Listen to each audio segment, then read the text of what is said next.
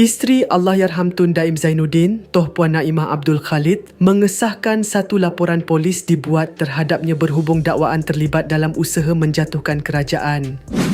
Dalam kenyataan semalam, beliau berkata, individu yang membuat laporan itu awalnya bekerja sebagai anggota pasukan komunikasi yang dicadangkan, tetapi khidmatnya ditamatkan kerana prestasi tidak memuaskan. Selepas itu, dia cuba membuat tuntutan kewangan tambahan. Ini jelas tingkah laku seorang lelaki yang tidak berpuas hati, katanya. Naimah mendakwa laporan itu bertujuan mengalihkan perhatian daripada gesaan supaya Tan Sri Azam Baki yang sudah 3 kali mengetuai SPRM berundur.